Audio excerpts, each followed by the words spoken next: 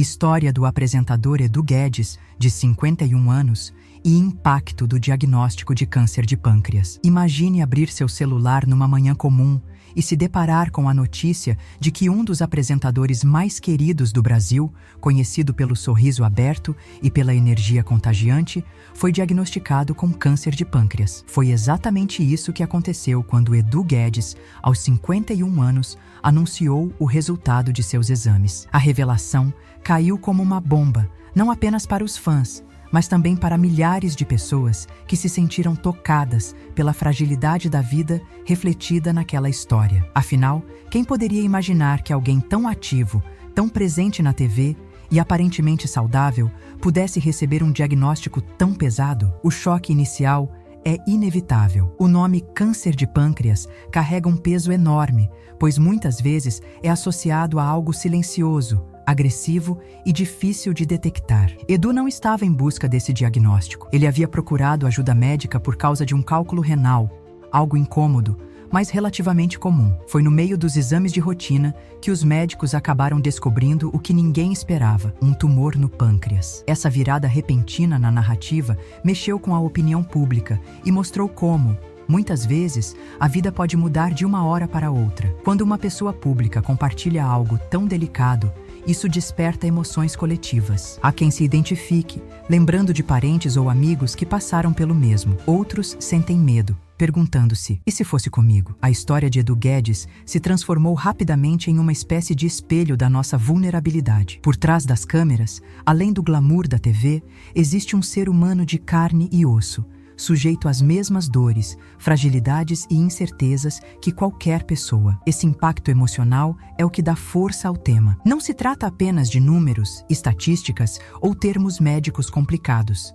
É sobre alguém conhecido, com quem o público tem afinidade, mostrando que a saúde é um tesouro frágil e precioso. Ao ver Edu enfrentar essa realidade, o público percebe que, em algum momento, todos nós podemos ser surpreendidos. E isso abre uma porta para refletirmos sobre nossos próprios hábitos, escolhas e cuidados. O gancho dessa história não está em gerar medo ou pânico, mas em despertar consciência. Se uma pessoa pública, que tem acesso a bons médicos, exames e recursos, pode ser surpreendida por um diagnóstico tão sério, o que dizer de nós, que muitas vezes adiamos consultas, negligenciamos sinais do corpo ou acreditamos que, com a gente, não vai acontecer? O caso de Edu Guedes nos lembra que a saúde não deve ser deixada em segundo plano. Mais do que uma notícia triste, esse episódio pode se tornar um convite à reflexão. Como estamos cuidando do nosso corpo? O que realmente significa prevenção? E, principalmente, como podemos aprender com histórias reais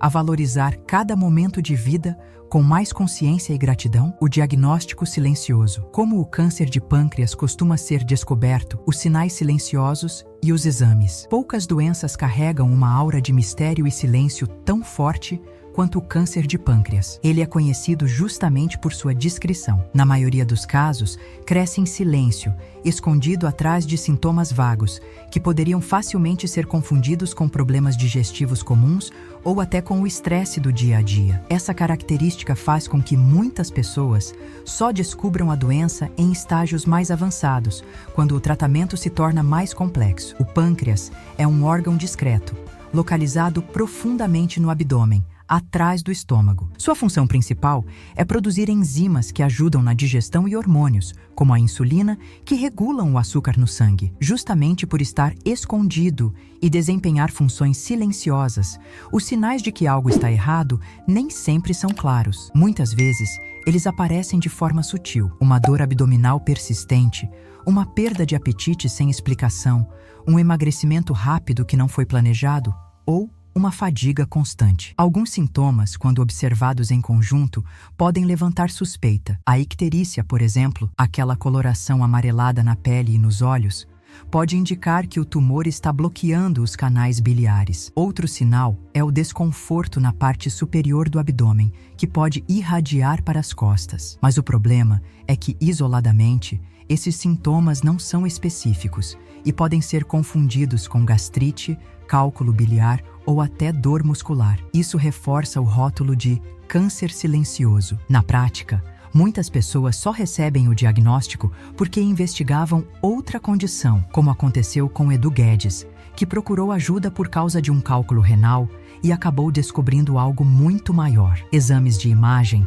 como ultrassonografia, tomografia ou ressonância magnética, são geralmente os primeiros passos para identificar alterações no pâncreas. Em alguns casos, pode ser necessário realizar uma endoscopia com ultrassom ou até uma biópsia para confirmar a presença de células cancerígenas. O grande desafio é que não existe um exame de rastreamento de rotina para a população geral, como acontece com o câncer de mama, mamografia ou de colo de útero, Papa Nicolau. Isso significa que, na maioria das vezes, só se investiga o pâncreas quando há sinais clínicos ou histórico familiar de risco. Pessoas com síndromes hereditárias, casos recorrentes de pancreatite crônica ou familiares diretos com câncer de pâncreas podem, em alguns casos, ser acompanhadas de perto por especialistas. Esse silêncio perigoso nos ensina algo fundamental. Não podemos ignorar sinais do corpo. Desconfortos persistentes, alterações inexplicáveis de peso ou sintomas que não passam merecem atenção médica. A chave está em não adiar consultas,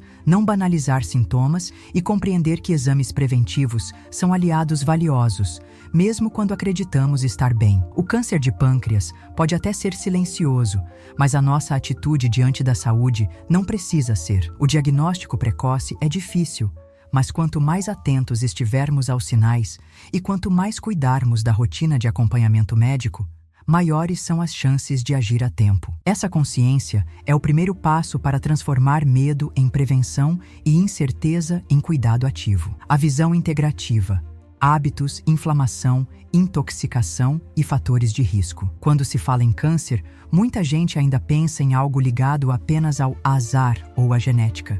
Mas, cada vez mais, a ciência confirma que o estilo de vida tem um papel profundo na saúde e pode influenciar os riscos ao longo dos anos. Não se trata de uma explicação única ou de uma garantia absoluta, mas de um conjunto de escolhas que, somadas, moldam o terreno onde as doenças podem ou não se desenvolver. É aí que entra a chamada visão integrativa: compreender que corpo, mente e ambiente estão em diálogo constante e que os nossos hábitos diários podem tanto fortalecer quanto fragilizar o organismo. O primeiro ponto é a alimentação. Dietas ricas em ultraprocessados, açúcares refinados, bebidas alcoólicas em excesso e frituras não apenas aumentam o peso corporal, mas favorecem processos inflamatórios crônicos no organismo. A inflamação, em linguagem simples, é como uma fogueira interna que, quando não controlada, desgasta células, tecidos e sistemas de defesa. Embora não seja correto dizer que um alimento específico alimenta ou mata o câncer, sabemos que padrões alimentares equilibrados, ricos em frutas, verduras, legumes, grãos integrais e feijões, estão associados a menor risco de várias doenças, inclusive alguns tipos de câncer. Outro fator relevante é o peso corporal. O excesso de gordura abdominal, por exemplo, está ligado a alterações hormonais e inflamatórias que podem aumentar a vulnerabilidade de órgãos como o pâncreas. Manter um peso saudável não significa buscar um corpo perfeito, mas cuidar para que a balança não se torne um inimigo silencioso da saúde. A prática regular de atividade física é parte essencial desse equilíbrio. Além de ajudar no controle do peso, melhora a circulação, fortalece o sistema imunológico e reduz níveis de estresse. Falando em estresse, ele também entra na equação. Embora a ciência não comprove que ele cause câncer diretamente, o estresse crônico desgasta o organismo, altera o sono, afeta o sistema imunológico e pode favorecer um ambiente menos saudável para o corpo se recuperar de danos celulares. Nesse sentido, aprender a administrar pressões diárias, encontrar momentos de descanso, investir em sono de qualidade e cultivar relacionamentos saudáveis são atitudes que fazem diferença no longo prazo. A visão integrativa também considera a exposição a toxinas externas. O contato frequente com agrotóxicos, solventes químicos, fumaça de cigarro ou poluição ambiental pode, sim, aumentar riscos. Não é possível controlar todos os fatores, mas pequenas mudanças ajudam, evitar o tabagismo e o álcool, priorizar alimentos frescos sempre que possível, reduzir o contato com produtos químicos desnecessários e valorizar ambientes mais saudáveis. Em resumo, a narrativa do estilo de vida não deve ser entendida como um fardo de culpa, mas como uma oportunidade de protagonismo. Não temos como eliminar totalmente o risco de doenças como o câncer de pâncreas, mas temos como fortalecer nosso organismo para que ele seja mais resiliente. Cada escolha, desde o prato de comida até a forma como lidamos com o estresse, constrói um caminho, e esse caminho pode nos aproximar da saúde ou nos afastar dela. A boa notícia é que nunca é tarde para começar. A alimentação e os mitos alimentos vilões e heróis, o que é evidência e o que é exagero. Poucos assuntos despertam tanta paixão quanto a alimentação. Em especial, quando falamos de prevenção de doenças graves como o câncer, surgem listas de alimentos proibidos e de superalimentos milagrosos. De um lado, vilões absolutos: açúcar, farinha branca, óleos vegetais, frituras. Do outro, heróis quase mágicos: cúrcuma, brócolis, castanhas, frutas vermelhas. Mas será que a ciência realmente funciona nesse jogo de mocinhos e bandidos? A resposta é: não de forma tão simples. O primeiro mito é o de que o açúcar alimenta o câncer. É verdade que as células cancerígenas utilizam glicose para crescer, mas o mesmo acontece com todas as células do corpo. Cortar completamente o açúcar da dieta não vai fomear o tumor. O que a ciência mostra é que o excesso de açúcares adicionados e ultraprocessados contribui para a obesidade e inflamação, que por sua vez aumentam o risco de câncer. Ou seja, o problema não está em uma colher de açúcar no café, mas em uma rotina de refrigerantes, doces e produtos industrializados em excesso. Outro mito comum é o de que óleos vegetais alimentam o câncer. O que realmente pesa é o padrão alimentar como um todo. Dietas ricas em frituras e ultraprocessados, cheios de gorduras ruins e aditivos, estão associadas a maior risco de várias doenças. Mas isso não significa que todo óleo vegetal seja um veneno. O azeite de oliva, por exemplo, é um óleo vegetal e faz parte da dieta mediterrânea, uma das mais estudadas e saudáveis do mundo. Mais importante do que demonizar um ingrediente é avaliar a forma de preparo e a frequência de consumo. Do lado dos heróis, também há exageros. Não existe um único alimento capaz de matar células cancerígenas dentro do corpo humano. É verdade que compostos de crucíferos, como o brócolis e a couve-flor, ou antioxidantes presentes em frutas vermelhas, têm propriedades que ajudam a proteger células contra danos. Mas isso não significa que ao comer uma porção desses alimentos, você estará blindado contra o câncer. A ciência aponta para o conjunto: uma alimentação variada, colorida e baseada em vegetais, grãos integrais, feijões e oleaginosas é que faz diferença ao longo dos anos. Um exemplo interessante é a cúrcuma, especiaria amarela muito citada como antitumoral. Estudos em laboratório mostram que a curcumina, um dos seus compostos ativos, tem propriedades anti-inflamatórias, mas até hoje não há comprovação de que ela, sozinha, previna câncer em seres humanos. O risco de transformar um ingrediente saudável em cura milagrosa é criar falsas esperanças ou incentivar pessoas a abandonarem tratamentos médicos confiáveis. O ponto central é: a alimentação não deve ser vista como um remédio mágico, nem como uma lista de proibições absolutas. Ela é parte de um estilo de vida que, quando somado a outros fatores, como não fumar, manter peso saudável, praticar exercícios e limitar o álcool, realmente contribui para reduzir riscos. Em vez de procurar heróis ou vilões, a chave é equilíbrio e consistência. Comer de forma variada, com predominância de alimentos naturais,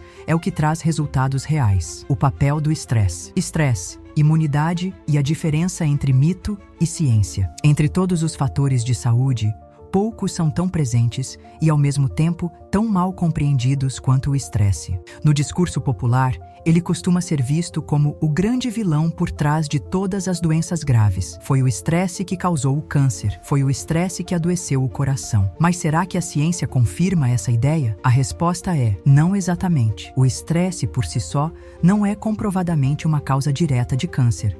mas ele pode, sim, influenciar o caminho da doença e a qualidade de vida de quem a enfrenta. Para entender isso, precisamos lembrar que o estresse é uma reação natural do corpo. Quando enfrentamos uma situação de ameaça ou pressão, nosso organismo libera hormônios como o cortisol e a adrenalina, preparando-nos para agir. Esse mecanismo, conhecido como resposta de luta ou fuga, foi essencial para a sobrevivência humana ao longo da história. O problema surge quando essa reação se torna crônica, quando não desligamos nunca o modo de alerta. Nesse estado, o corpo vive em tensão constante, e isso gera impactos em várias funções vitais. Um dos sistemas mais afetados é o imunológico. Estudos mostram que o estresse crônico pode reduzir a eficiência das defesas do corpo, dificultando a reparação celular e aumentando a vulnerabilidade a infecções. Em modelos animais e pesquisas de laboratório, há indícios de que esse ambiente de desregulação imunológica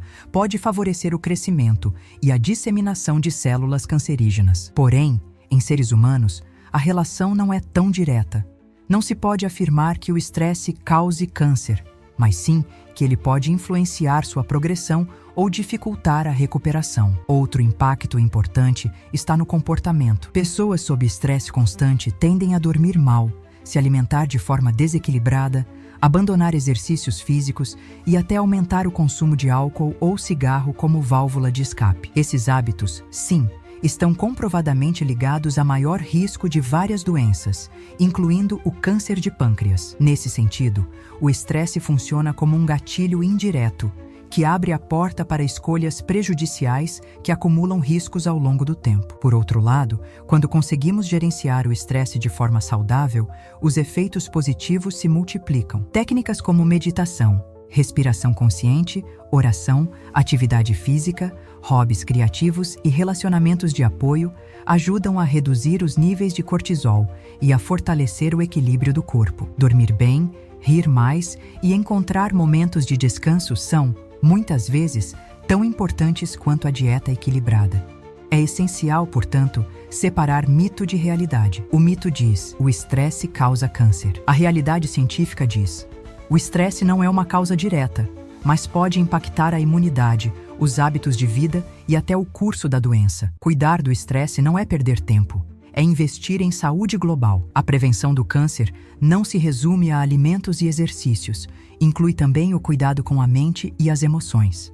Assim, ao falar de estresse, não devemos alimentar medo ou culpa, mas oferecer esperança. A boa notícia é que, diferente de muitos fatores fora do nosso controle, a forma como lidamos com pressões pode ser transformada, e cada passo nesse sentido é um ato poderoso de cuidado com a vida. A metafísica dos órgãos rins e pâncreas vistos como metáforas emocionais, o que é simbólico e o que não é ciência. Ao longo da história, diferentes culturas atribuíram significados emocionais e espirituais aos órgãos do corpo humano. Para algumas tradições, não somos apenas matéria, mas também energia e símbolos vivos. Nesse olhar metafísico, os rins são vistos como guardiões das emoções reprimidas, como mágoas cristalizadas ou medos antigos que se acumulariam até gerar doenças. O pâncreas, por sua vez, seria o órgão da doçura, ligado à alegria de viver e à capacidade de sentir prazer nas pequenas coisas. Quando adoece, segundo essa visão, indicaria que a pessoa teria perdido o sabor da vida ou se desconectado da própria leveza. Essas interpretações carregam beleza poética e podem servir como metáforas poderosas para refletirmos sobre nossas emoções. Afinal, quem nunca sentiu que uma dor física parecia estar ligada a um peso emocional? Quantas vezes não percebemos que, em períodos de tristeza ou frustração, o corpo também responde com cansaço, tensão ou indisposição? Essa ponte entre corpo e alma é real, mas precisa ser compreendida no lugar certo, como símbolo e inspiração, e não como diagnóstico médico. Do ponto de vista científico, cálculos renais não nascem de mágoas guardadas, mas de desequilíbrios minerais, excesso de sódio, baixa ingestão de água ou predisposição genética. Da mesma forma, o câncer de pâncreas não surge por falta de alegria, mas por uma combinação complexa de fatores: genética, idade, tabagismo, obesidade, diabetes, pancreatite crônica e exposição a determinadas substâncias. Ignorar essas causas biológicas em nome de explicações exclusivamente emocionais pode ser perigoso, porque leva pessoas a se sentirem culpadas ou, pior, a buscarem apenas curas espirituais, atrasando tratamentos eficazes. Por outro lado, é inegável que as emoções afetam o corpo. O estresse crônico, a ansiedade, a raiva reprimida e a tristeza profunda podem alterar hormônios, desregular o sistema imunológico e influenciar a saúde como um todo, não de forma mística, mas biológica. Quando falamos que os rins guardam mágoas ou que o pâncreas representa a doçura da vida, estamos usando uma linguagem simbólica para expressar algo que a ciência já reconhece. Mente e corpo estão profundamente conectados. A grande questão está no equilíbrio. Podemos usar essas metáforas como ferramentas de autoconhecimento, mas sem confundir poesia com medicina. Elas podem nos inspirar a olhar para dentro, a cuidar das nossas emoções, a buscar mais leveza e alegria na vida. Mas, ao mesmo tempo, precisamos reconhecer que o cuidado com a saúde envolve também ciência, exames, médicos e tratamentos comprovados. Emoções não substituem antibióticos. Perdão não substitui cirurgia. E esperança, por mais poderosa que seja, não elimina a necessidade de acompanhamento clínico. Portanto, quando ouvirmos que os rins refletem mágoas ou que o pâncreas fala da nossa alegria, podemos acolher isso como convite a cuidar do nosso mundo interior. Mas sem esquecer que cuidar do corpo é igualmente essencial. Saúde verdadeira nasce da soma.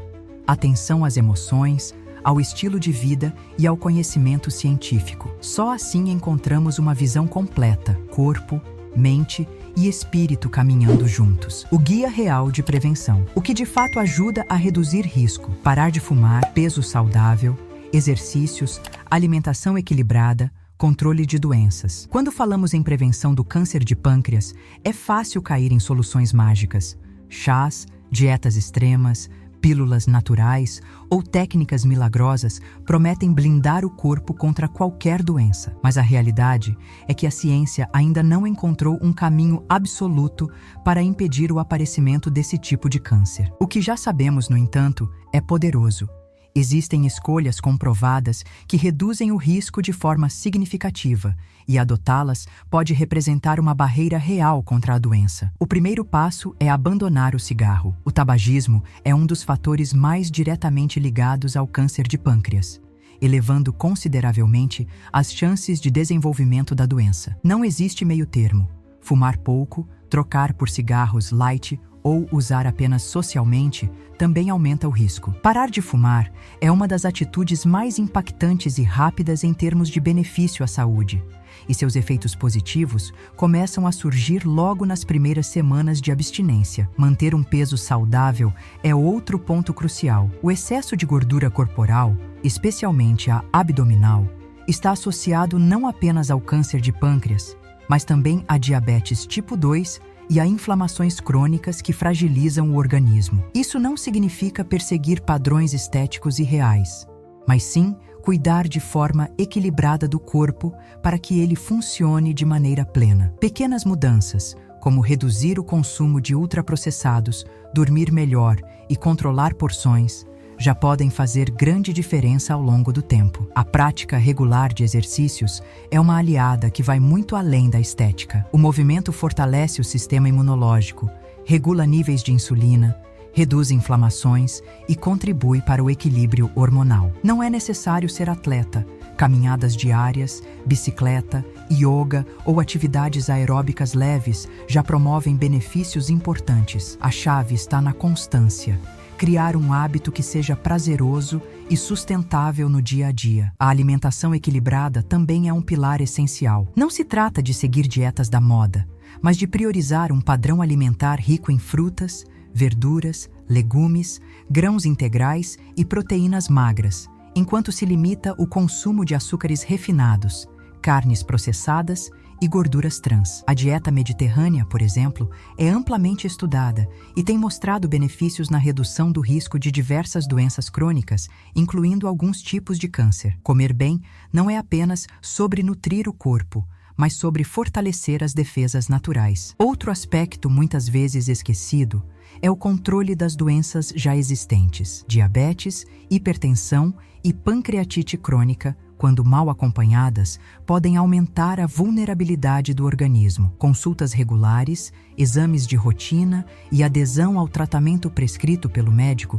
são medidas fundamentais. A prevenção, nesse sentido, não é apenas sobre evitar o que faz mal, mas também sobre cuidar ativamente do que já precisa de atenção. Por fim, a verdadeira prevenção está em somar pequenas atitudes consistentes. Não é uma única mudança que transforma o destino, mas a soma delas. Parar de fumar, manter o peso, se movimentar, comer melhor e acompanhar a saúde com seriedade. Ao integrar ciência, disciplina e cuidado diário, cada pessoa se aproxima de uma vida mais longa, saudável e com menores riscos. Esse é o Guia Real. Simples, direto e sustentado por evidências. A mensagem final: equilíbrio entre ciência e espiritualidade. Cuidar do corpo, da mente e do espírito sem culpa ou medo. Chegamos ao final desta jornada. E talvez a lição mais importante seja que a saúde não é apenas uma questão de genética, alimentação ou exames de rotina. Ela envolve um equilíbrio profundo entre corpo, mente e espírito. Olhar para a vida com essa perspectiva nos permite agir de forma consciente, sem nos perder em medo, culpa ou exageros. O caso de Edu Guedes e as histórias que exploramos nos capítulos anteriores são exemplos claros de que ninguém está imune às surpresas da vida, mas também de que podemos escolher como reagir e como cuidar de nós mesmos. Cuidar do corpo é a base de qualquer prevenção. Exercícios regulares, alimentação equilibrada, peso saudável, controle de doenças crônicas e, principalmente, evitar o tabagismo e o excesso de álcool são atitudes concretas, com comprovação científica, que fortalecem o organismo e reduzem o risco de câncer e outras doenças. São passos que dependem da disciplina e da consistência, mas que, ao serem incorporados à rotina, se tornam uma forma de amor próprio. O corpo é o templo que abriga nossa mente e nosso espírito. Tratá-lo com respeito e atenção é o primeiro ato de cuidado integral.